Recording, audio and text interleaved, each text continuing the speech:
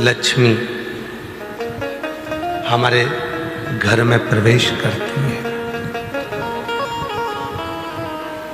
एक उच्चारण जब हम करते हैं, श्री वैभव हमारे घर में प्रवेश करता है। श्री वैभव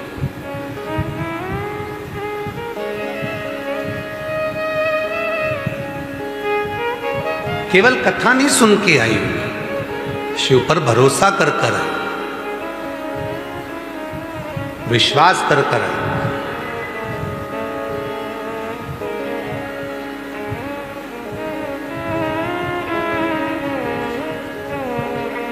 आज सवेरे एक माता जी कह रही थी, गुरुजी हम एक प्रवचन सुन रहे थे, उस प्रवचन में महाराज जी कह रहे थे कि अपने को खाने से पहले पति को खिलाना चाहिए।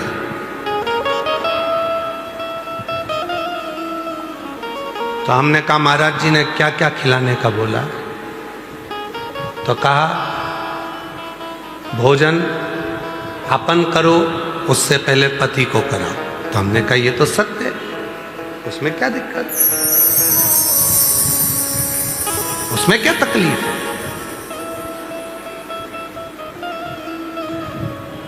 तो कहा सास को पहले खिलाएं, ससुर को पहले खिलाएं कि पति को पहले खिलाएं?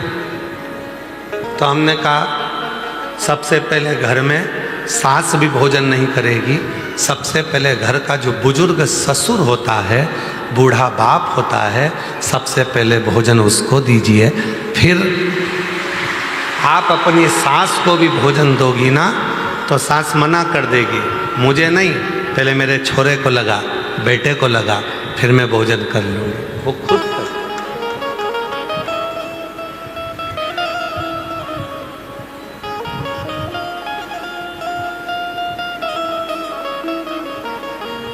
फिर उनको दीजिए और दिल से सारी चिंता को मुक्त होकर,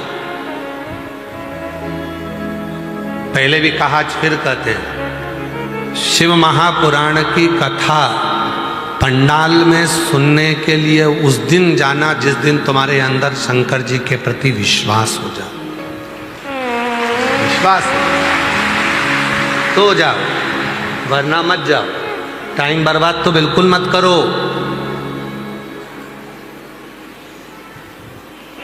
जिस दिन तुम्हारा विश्वास पूर्ण हो जाए कि हाँ मैं शिव पुराण की कथा सुनूंगी और बाबा मेरी झोली भरेगा, विश्वास है तो शिव पुराण की कथा में जाओ, वरना फिर अपने घर पर बैठो और आइसक्रीम बना बना के फ्रिज में रख के खूब खा।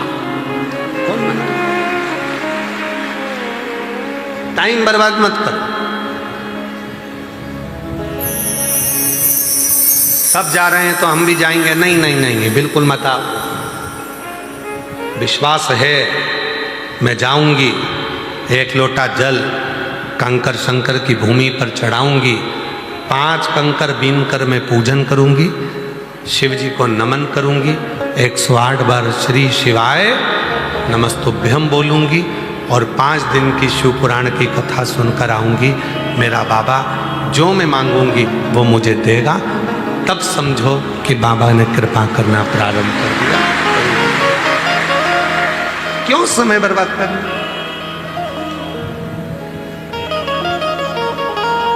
सब जाएं तो हम भी जाएं? नहीं नहीं नहीं।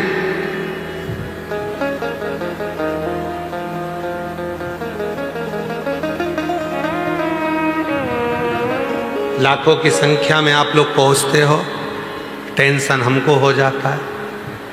इसलिए जब तुम्हारे दिल में विश्वास हो, तब उस दिन तुम कुबरेश्वर बाबा की धरा पर आकर बैठकर शिव पुराण की कथा का तत्व ग्रहण करो और अपने जीवन को सार्थक करो।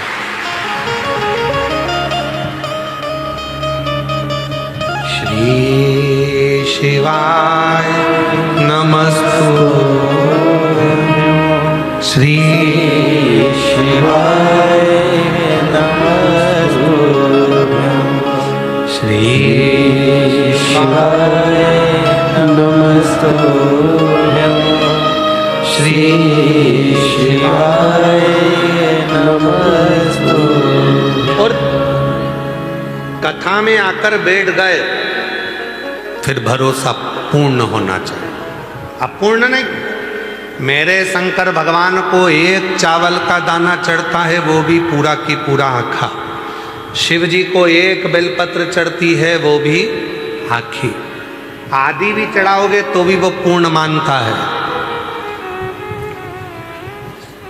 बेलपत्री का चूरा भी चढ़ाओगे तो भी वो पूर्ण मानता है, क्योंकि शिव जी के पास आने के बाद व्यक्ति अधूरा नहीं रहता, पूर्ण होता चले जाता है।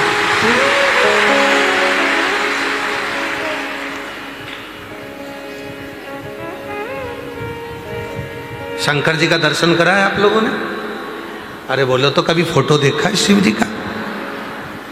शिव जी के मस्तक पर पूर्ण चंद्रमा है कि आधा अधूरा चंद्रमा है? द्विज का चंद्रमा, दूज का चंद्रमा, द्विज का। और वो दूज का चंद्रमा एकदम जो दुर्बल है, पतला है, शरीर में रोग हो गया था, चंद्रदेव को ससुर ने श्राप दे दिया था कि तुझे काया का रोग हो जाए। पूरा दुर्बल हो गए चंद्रदेव, पूरा शरीर एकदम बेकार हो गया, एकदम दुर्बल से हो गए। तब शिव की शरण में गए और भगवान शंकर ने उनको अपने मस्तक पर रखा। कहा, मैं तो अधूरा हूं, मैं अधूरा हूं। शिव जी कहते हैं तू अधूरा है, पर जब मेरे से आकर लग गया और मेरे करीब में आ गया तो तू अधूरा नहीं रह सकता, तो पूर्ण होकर पूर्ण।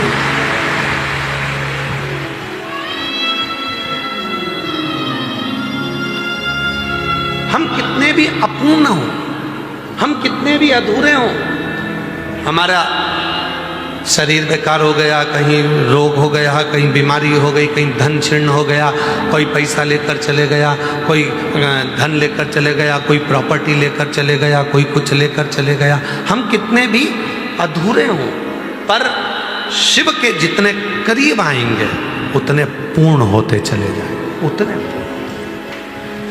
शिव अधूरा नहीं रखता। मेरा बाबा आपको अधूरा नहीं रखेगा, वो पूर्ण कर।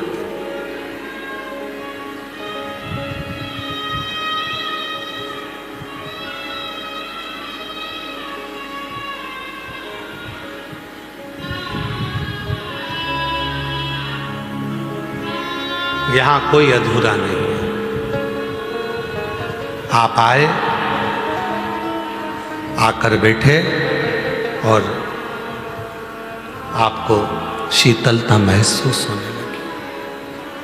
चिंता कब तक है? कैसे आए हो आप लोग? ट्रेन से कितने लोग आए? जरा हाथ उठाओ जो ट्रेन से आए। रखो रखो, धन्यवाद।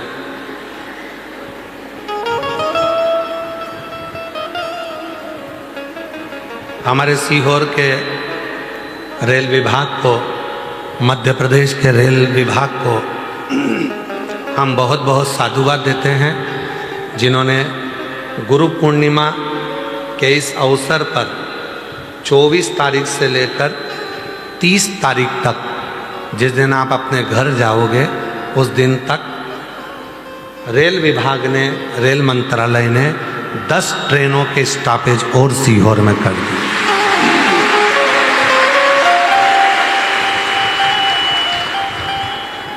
बनारस की ट्रेन, पटना की ट्रेन, बंगाल की ट्रेन, झारखंड की ट्रेन, सारी ट्रेनों के स्टॉपेज सीहोर में कर दिया। उसके लिए उनको साधुवाद है। महाराष्ट्र की ट्रेन, राजस्थान की ट्रेन, सारी ट्रेनों के स्टॉपेज सीहोर में कर दिए 30 तारीख तक, जब तक भक्त अपने घर जाए।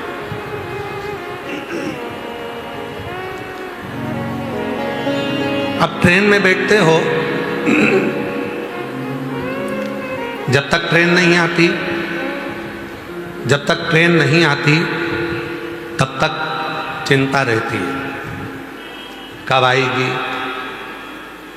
बहुत देर हो गई, सामान ढेर सारा है, सब उतरेंगे तो मैं चढ़ूंगी कब।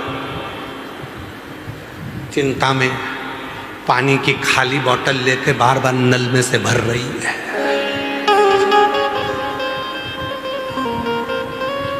चिंता में, टेंशन है। जैसी ट्रेन की आवाज सुनती है वैसी खड़ी हो जाती है। आ गई, आ गई, आई, निकल गई, अपनी नहीं थी, फिर इंतजार कर रही है। चिंता लगी है, सामान है, बच्चे हैं, सब सामान को संभालना है, बच्चे भी हैं।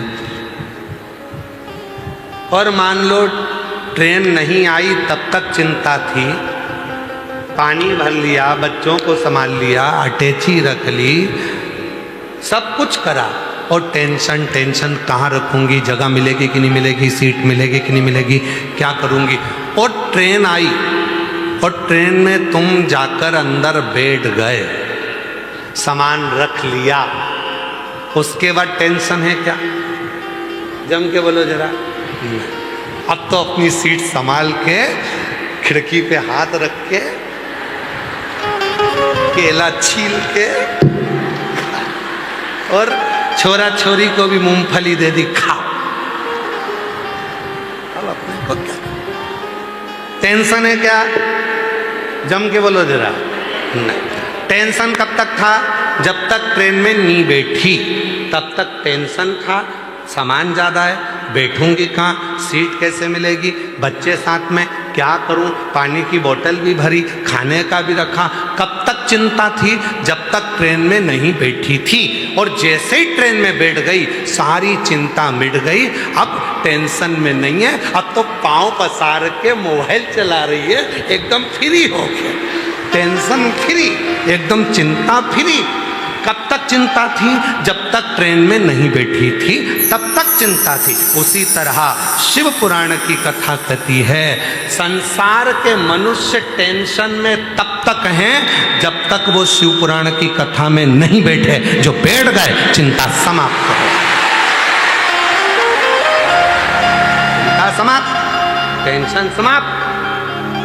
शिव पुराण की कथा में अगर एक बार आकर बैठ गए, उसके बाद तो चिंता करने की ही जरूरत नहीं है। फिर तो भोलेनाथ जहां लेकर जाएंगे वहां चले जाएंगे। एक बार बैठ जाओ बस, शिव महापुराण की कथा में एक बार मन लगा लो बस, एक बार अपना चित्त लगा लो बस, एक बार अपने मन को शंकर से जोड़ लो, उसके बाद में जो चिंता थी वो समाप्त हो गई, टेंशन थी समाप्त हो गई। फिर तो अपन अपनी मस्ती में जिंदगी जी, फिर टेंशन नहीं। अब लोग कहें क्यों, अभी इतने दिन से चिंता में दिख रही थी, टेंशन में दिख रही थी, अब तुझे टेंशन नहीं? मैं सियोर होके आ गई, कथा सुन के आ गई, मतलब ट्रेन में बैठ गई, अब बैठ गई, इसके बाद चिंता नहीं है। अब तो जो करेगा मेरा कुबेरेश्वर महादेव करेगा, मेरा भोले बाबा, मेरा महाकाल राजा, तो अब मुझे नहीं करना, अब मुझे टेंशन नहीं, अब मुझे चिंता नहीं।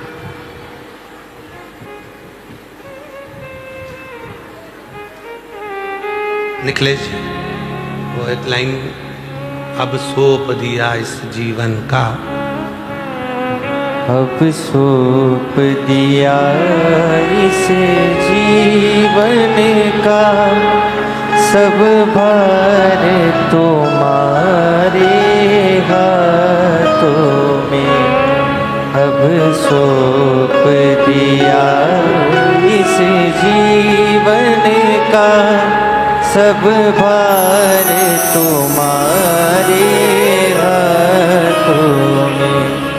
सब भार तुम्हारे हाथों में, सब भार तुम्हारे हाथों में, सब भार तुम्हारे हाथों में।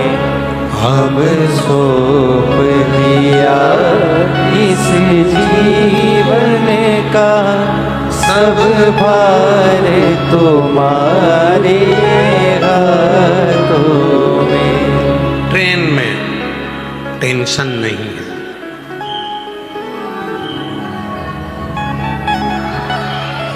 ट्रेन में टेंशन नहीं है। ट्रेन में टेंशन नहीं है। और बस में बैठती तो चिंता होती कि नहीं होती। मई बाजू में ड्राइवर के पीछे बैठी है और 25 बार बोल रही है, दादा धीरे चला ना, डच के लग रहा है। अब ट्रेन में बोल के आ जाए एक आध बार जाकर ड्राइवर, टेंशन नहीं, चल रही, उसको मालूम है मुझे मंजिल तक पहुंचा दे। एक माताजी बस में बैठी, बस वाला बस चला रहा था, गियर बार बार लगा रहा था। ड्राइवर चाय पीने के लिए नीचे उतरा, बेचारी माताजी आगे गई और उसने दम लगा के जो गियर का डंडा था उसको उखाड़ के फेंक दिया, उखाड़ के फेंक दिया नीचे। बस वाला आया, उसने पूछा ये किसने तोड़ा? बूढ़ी अम्मा सिर पे पल्लू लेके बोली मैंने तोड़ा। क्यों तोड़ा? 2 घंटे से देख रही हूं तुझसे टूट ही नहीं दिया। 2 घंटे से तू लगा है उसे तोड़ने में, तेरे से टूटा ही नहीं। देख पुराने घी में कितना दम होता है, 1 मिनट में तोड़ दिया। ए ड्राइवर बोला, ओ ताई, ओ तेरे हाथ जोड़ू, वो गियर था, वो गियर था जिसको तूने तोड़ दिया, बस कैसे चलेगी? ताई चिल्ला के बोली, पहले बोलते नहीं बना, मैं तोड़ती नहीं। मुझे क्या मालूम था कि तू, मैं तो समझी कि तू तोड़ने का प्रयास कर रहा है और तेरा ध्यान भटक रहा है, बार बार गाड़ी आड़ी टेढ़ी कर रहा है, इस चक्कर में मैंने तोड़ के तेरे हाथ में दे दी। मुझे क्या? महाराज बैठ गए, फिर कोई चिंता नहीं। एक बार शिव की शरणागति में जो जाकर बैठ जाता है, फिर चिंता नहीं, फिर चिंता से कोई चिंता नहीं।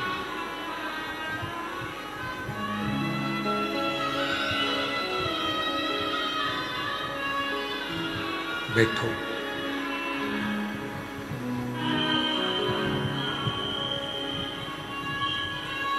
शिव के मंदिर में जाकर जो 1 लोटा जल चढ़ाना प्रारंभ कर देता है, शंकर जी के मंदिर में पहुंचकर जो भगवान की भक्ति करना प्रारंभ कर देता है, जो शिव महापुराण की कथा को श्रवण करना प्रारंभ कर देता है, फिर चिंता नहीं रहती, फिर टेंशन नहीं रहता। छोड़ दिया उस पर। शिव के नाम का मात्र उच्चारण ही हमें साधना, हमें व्रत, हमें उपासना करना सिखा देता। देवराज नाम का ब्राह्मण चोरी का धन लेकर शंकर जी के मंदिर में गया था। मन नहीं लगा था उसका कथा में, फिर भी कथा कानों में चली गई थी। कथा कानों में गई और जाने के बाद में वो देवराज नाम का ब्राह्मण चोरी के धन को लपेट कर वापिस जाने लगा। बेलपत्री के वृक्ष के नीचे बैठकर विचार करने लगा कि ये वही बेलपत्री का वृक्ष है जिसकी चर्चा मैंने अंदर सुनी थी। ये वही बेलपत्र का वृक्ष है जिसकी चर्चा मैंने अंदर सुनी थी। सुना था इस बेलपत्री के वृक्ष के बारे में कि ये बेलपत्री के वृक्ष के नीचे जो बैठता है उसको अश्वमेध यज्ञ का फल प्राप्त हो जाता है। जो बेलपत्री के वृक्ष के नीचे की मिट्टी को अपने मस्तक पर लगा लेता है उसे हरिचंदन का फल प्राप्त हो जाता है। जो बेलपत्र के वृक्ष के नीचे दीप प्रज्वलित कर देता है वो कभी कंगाल नहीं होता है। ये बेलपत्री के वृक्ष की महत्वता मैंने सुनी थी। ये वही बेलपत्र का वृक्ष है, ये वही वृक्ष है। इस वृक्ष के नीचे बैठकर यदि मेरे प्राण चले भी जाएं तो मैं शिव की शरणागति ग्रहण कर लूं। शिव की शरणागति।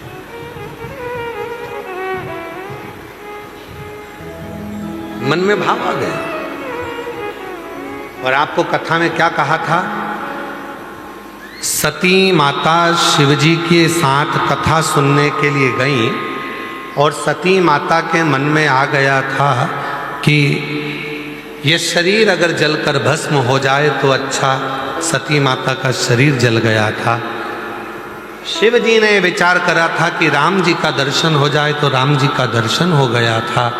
उसी तरह देवराज नाम के ब्राह्मण को मन में आया कि ये बेलपत्र के वृक्ष के नीचे अगर मेरे प्राण चले जाएं तो क्या मैं परम गति को प्राप्त कर लूँगा? और वो हुआ। देवराज नाम के ब्राह्मण के प्राण बेलपत्री के वृक्ष के नीचे छूटे तो भगवान शंकर नंदी लेकर आए और देवराज नाम के ब्राह्मण को लेकर चले। देवराज ब्राह्मण को लेकर चले।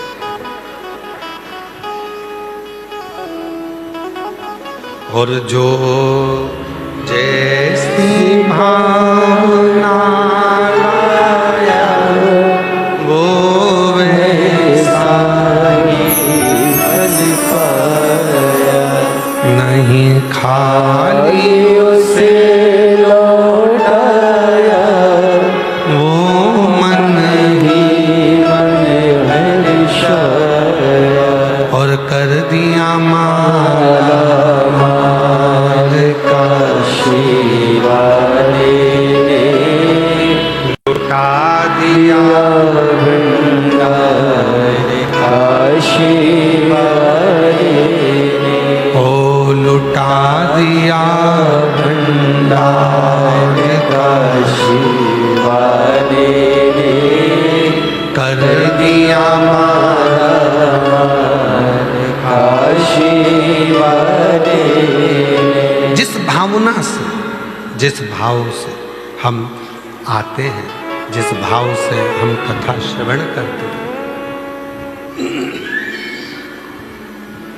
जिस भाव से हम कथा को श्रवण करते हैं, जिस भाव से हम सुनते हैं, हमारी वो कामना शिव पूरी जरूर करते हैं। देवराज ने बाहर की आवाज अंदर आ रही पर अंदर की आवाज हमको नहीं आ रही।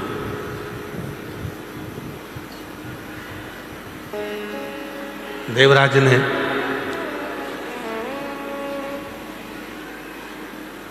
भगवान शिव के उस पवित्र कथा में ये मन में भाव उत्पन्न करा कि बेलपत्र के वृक्ष के नीचे प्राण छूटे मन में, और वही हुआ। आप किस कामना से शिव जी के पास गए? कई लोग कहते हैं कि भगवान शंकर के मंदिर में जाओ, भगवान शिव के पास जाओ। भगवान, ये बाहर की आवाज़ थोड़ी सी डाउन करके यहाँ की आवाज़ बढ़ाओ, यहाँ की आवाज़ नहीं आ रही है।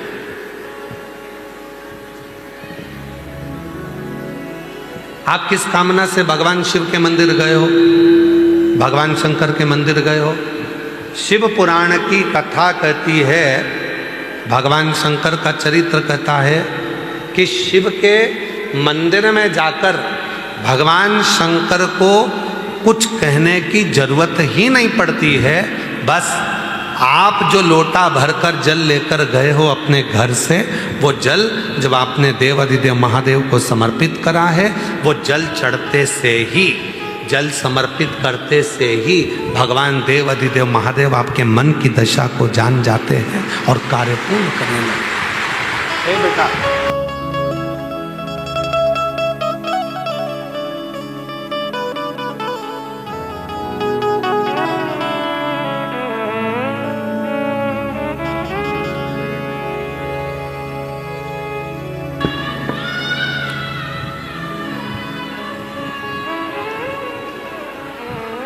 शिव के मंदिर में कुछ कहने की जरूरत नहीं पड़ी।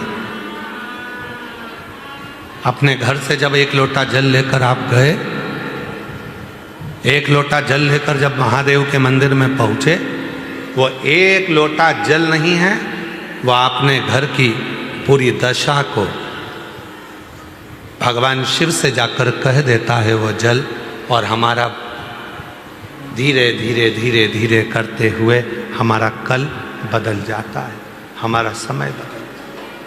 केवल वो जल नहीं है।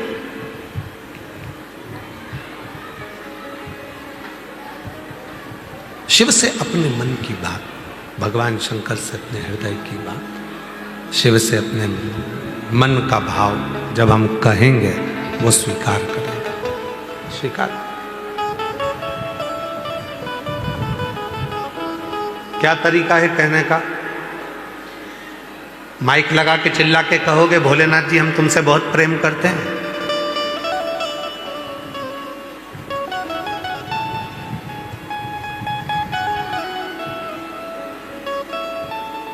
प्रेम प्रकट करने का तरीका क्या है? तो कहा एक लोटा जल जब शिव जी को समर्पित करो, उस समय पर अपने भाव को शुद्ध रखो, निर्मल रखो, मन पवित्र रखो और शिव को चढ़ाओ। क्या चढ़ाना है?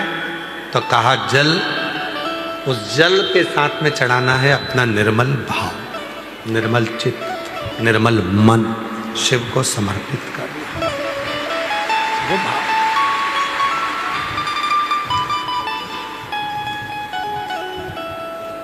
कई लोग कहते हैं गुरुजी हम बहुत टेंशन में रहते हैं,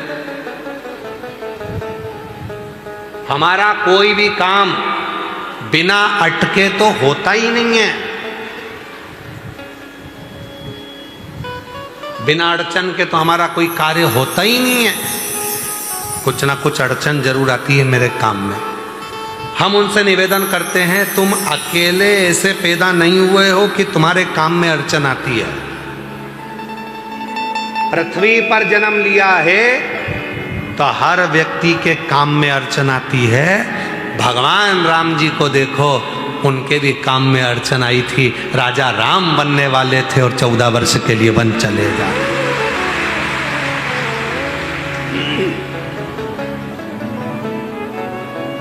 भगवान कृष्ण को देख लो, उनके भी काम में अड़चन आई, राम जी के काम में अड़चन आई। जो पृथ्वी पर जन्म लिए हो तो थोड़ा ना थोड़ा काम में तो अड़चन आई। और कहीं का महाराज तुमसे कह दे कि मैं ऐसा तुझे कर दूंगा, बस तू पेन लेना और तेरा काम हो जाएगा, कोई अड़चन तेरे पास नहीं आएगी, तो तुमसे अच्छे अच्छे महाराज तो भगवान राम जी के पास भी थे। राम जी ने एक से भी नहीं कहा कि मेरी अड़चन मिटा दो, क्योंकि भगवान को मालूम था ये कर्म के लेख में जो लिखा कर आया है उसको अपने अकेले को ही काटना पड़ेगा, कोई नहीं काट सकता। इसको अपने को स्वयं को काट, यहां कोई दूसरा नहीं काटेगा, यहां कोई दूसरा नहीं काटेगा। इस कर्म के लेख को तो मुझे काट, इस कर्म के लेख को कोई दूसरा नहीं काट सकता। इस कर्म के लेख को मुझे खुद को काटना, स्वयं को काटना, कोई दूसरा नहीं काटेगा। इसीलिए अड़चन आ रही है, आंदोलन।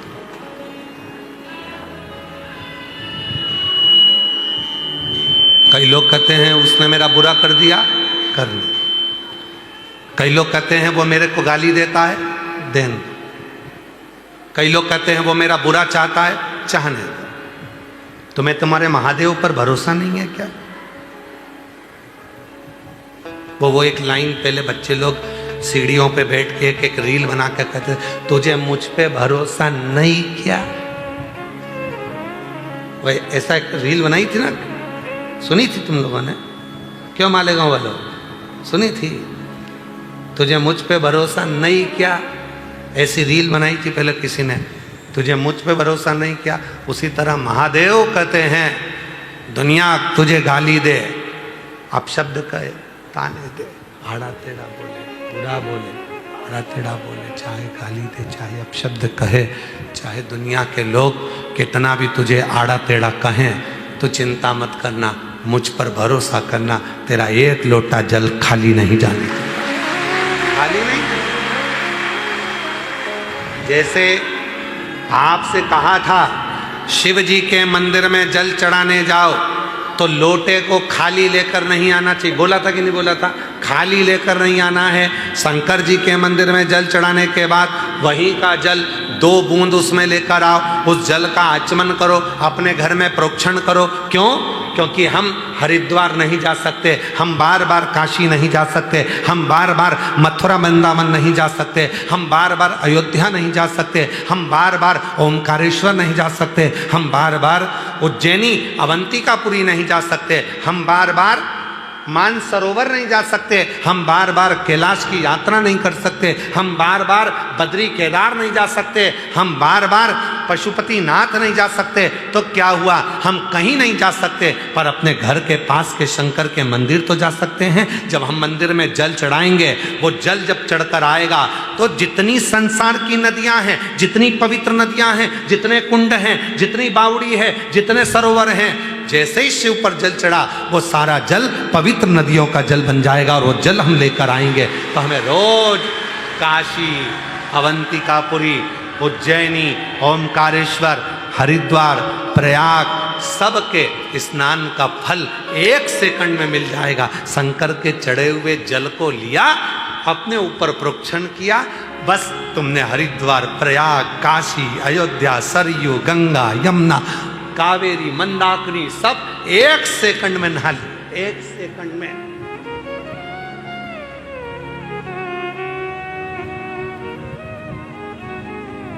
और हम तो रोज नहाते हैं, तुम नहाते हो क्या? जम के तो बोलो। हमसे कोई पूछे क्यों महाराज जी गंगा कितने दिन से नहीं नहाए, हमने कहा रोज नहाते हैं। यमुना रोज नहाते, सरयू रोज नहाते, कावेरी रोज नहाते, मंदाकिनी रोज नहाते, क्षिप्रा रोज नहाते, नर्मदा रोज नहाते। प्रतिदिन शिव पे जल चढ़ा, जल को लाए, प्रोक्षण किया, बस स्नान 1 सेकंड में हो गया।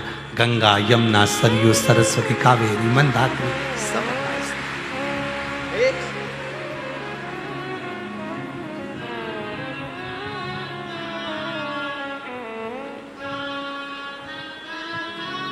कहाँ से लाऊं गंगा, कहाँ से लाऊं यमुना, कहाँ से लाऊं गंगा, कहाँ से लाऊं यमुना, कहाँ से लाऊं सरयू अपार पड़ी रे, कहाँ से लाऊं सरयू अपार पड़ी रे, और भोले तेरी सेवा हमसे ना बनी रे।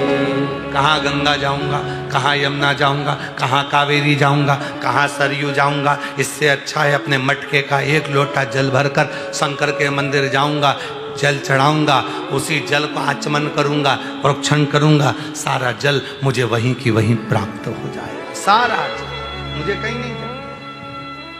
एक पत्र अच्छा है, देखिए।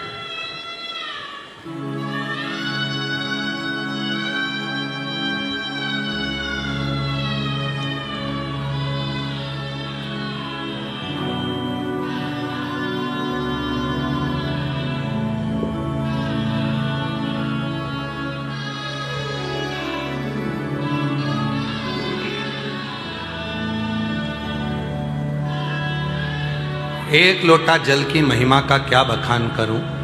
मैं मध्य प्रदेश के जिला राजगढ़ ब्यावरा की निवासी हूं। कहीं बैठी हो तो हाथ हिला सकती हैं और आ सकती हैं। 1 लोटे जल का क्या बखान करूं। मैं मध्य प्रदेश जिला राजगढ़ ब्यावरा के निवासी हूं। मेरा नाम ममता पुष्पद है। मैं इस पत्र में क्या बखान करूं। माता पार्वती और शिव जी का ही दिया हुआ है। सब कुछ आज तक जो भी दिया शिव और शक्ति की ही कृपा है। मैं पिछले 5 साल से सोरायसिस की बीमारी समस्या से काफ़ी परेशान थी। हर डॉक्टर को बताने पर भी मेरा सोरायसिस समाप्त नहीं हुआ। दवाई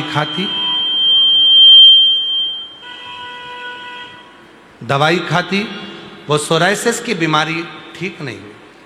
हर तरह से हताश हो गई, हर तरह से परेशान हो गई।